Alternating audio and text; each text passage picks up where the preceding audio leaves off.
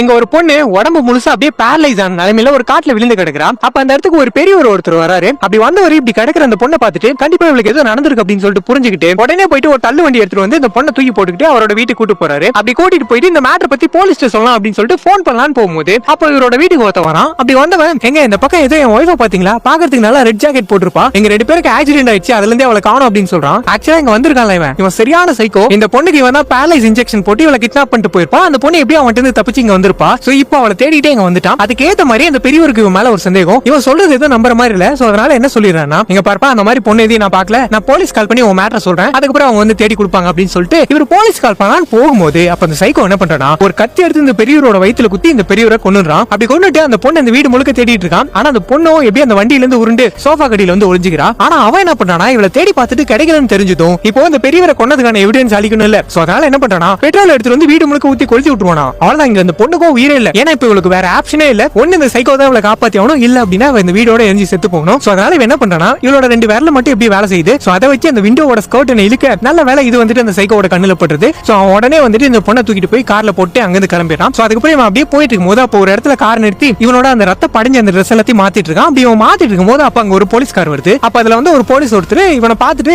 அம்மா கார் எதுக்கு இங்க நிக்குது, லைசென்ஸ் எடு அப்படின்னு சொல்லிட்டு கேட்டுட்டு இருக்கும் போது அப்ப இந்த போலீஸை பார்த்ததும் இந்த பொண்ணு என்ன பண்றானா, எப்படி அவளோட அந்த 2 விரல மட்டுமே வச்சு அந்த காரோட கிளாஸ் வந்து இறக்கிறா. அப்ப இந்த போலீஸ் வந்துட்டு இந்த பொண்ணை பார்த்துட்டு, அம்மா அது யாரு அப்படின்னு சொல்லிட்டு கேட்க அவன் என்ன சொல்றானா, அதோ சார் இது என் ஒய்ஃப் தான், அவ குச்சி கொஞ்சம் கேரா இருக்கா அப்படின்னு மாதிரி சொல்லிட்டு இருக்கான். ஆனா அந்த போலீஸோ இவன் மேல ஒரு சந்தேகம். சோ அதனால நேரா அந்த பொண்ணுகிட்ட வர இவரை பார்த்த உடனே எல்லாத்தையும் இவர்கிட்ட சொல்லலாம்னு சொல்லிட்டு போறான். ஆனா இவளால பேச முடியல, கண்ணுல இருந்து தாரே தண்ணி மட்டும் ஊத்திட்டு இருக்கு. சோ இதை பார்த்ததும் போலீஸ் இங்க ஏதோ தப்பா இருக்கு அப்படின்னு சொல்லிட்டு கார் முழுக்க தேடி பார்க்க அப்படி தேடி பார்க்கும்போது இவனோட அந்த பேரலைஸ் இன்ஜெக்ஷன் வந்து கண்ணுல படுது. அவ்வளவுதான், அந்த பார்த்த அடுத்த செகண்ட் கன் எடுக்கலான்னு போறாரு. அப்ப ஒண்ணு வைக்கிறான் பாருங்க தலையிலே, அவ்வளவுதான் மூணெல்லாம் தெரிச்சிருது. அவ்வளவுதான், இப்ப அந்த போலீஸையும் மட்ட பண்ணிட்டு அவரோட கார்லயே வச்சு கொளுத்தி விட்டு இந்த பொண்ணை தூக்கிட்டு அங்கிருந்து போயிடறான்.